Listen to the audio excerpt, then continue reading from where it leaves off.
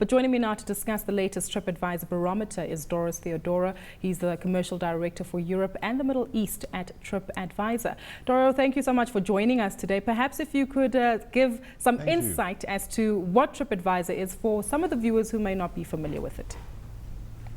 Yes, of course. Thank you very much for the opportunity. It's been great to be here in Cape Town, by the way. Tripadvisor is the world's largest travel site. We are predominantly a review site, but we like to call ourselves the place where somebody comes to research to have the perfect trip. So therefore, people that want to go on holiday, travelers, come onto Tripadvisor, they research where they want to go, they see what other people have said. People can do reviews on Tripadvisor of where they've stayed and what they've done. As I said, we are the world's largest travel site. We have at the moment 260 million unique users on the site every month, and we have 150 million reviews on the site currently, to give you some small stats about it. Well, that's quite significant. Doros, I understand you've recently published your latest barometer, which includes Africa for the first time. Why is this so significant? It's significant because we are, as I said, as the world's largest travel site, we like to look at trends and spends of the people, so of travelers. So we've now, this is on the third installment, our Trip Barometer, we look at what's going on in the global travelers' behavior in traveling, in their spend. And this year we included South Africa, and we have very good news as far as what the outcome of our survey states.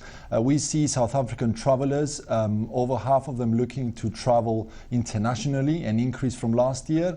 9 out of 10 look at also traveling domestically.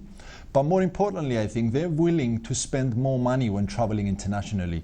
30% of all respondents of South African travelers have said that they're willing to spend more money when traveling internationally or domestically to that essence when they're going to travel. But interestingly enough, the way that they will be able to do this is by saving. So they're willing to save in other means so that they can spend more on travel. So 40% of all respondents have stated that they're willing to save in order to be able to spend when traveling. I want us to touch on Africa's appeal as a visiting location, especially after we've seen so much turmoil on the continent. Just today we woke up to the news of another bomb blast in Abuja. No doubt that might have an impact on Nigeria's appeal. Just last year as well, we saw the Westgate bomb attacks in Kenya, and before that in Egypt there was the political uprising there. Is South Africa, or rather Africa as a continent, losing pace with regard to these negative factors? I must clarify that in reference to the specific Trip Barometer survey that we have, it talks about South Africa. So the data that I have, the new data that we've just released, focus on South Africa. I understand that, Doros, but perhaps if you could just give us your view, or rather just the general comment of the tourism environment, given the negative impact or factors that we're seeing on the African continent.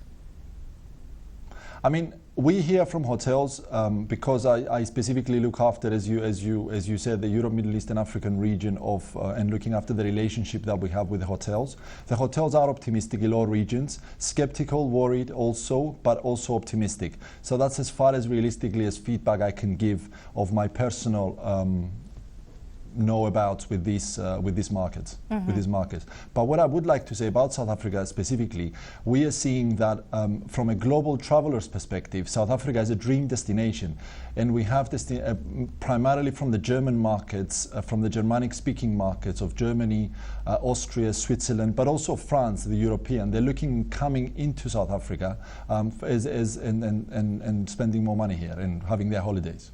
You focus on South Africa. Will you be looking to expand your research to involve other African states? Absolutely. As we continue, as I said, Trip Barometer is on its third installment. As we continue to evolve within the region, we recently, actually, I would like to mention, we recently launched the local domain for South Africa. So now by having a local domain, we have 39 domains across the world.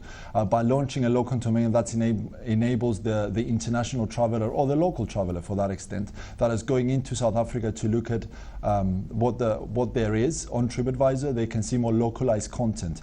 As we evolve as a business, as we grow within this region, definitely I don't see why in future we will have more responses from other regions to make it a big enough sample to be able to give you the information.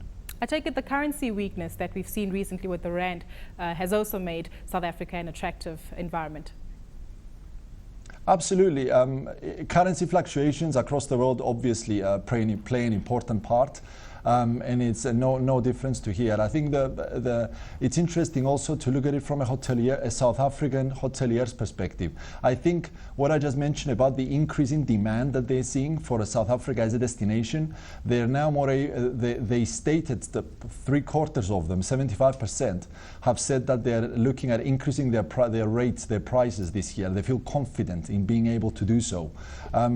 Whereas actually 50% have also, on the other side, I would say, on the 50% have said that they are worried about the economy, but they're clearly seeing the demand, or they're in there from a global perspective, and they are feeling confident that they will be able to increase their prices. Of course, as you stated very correctly, it has also to do with the currency.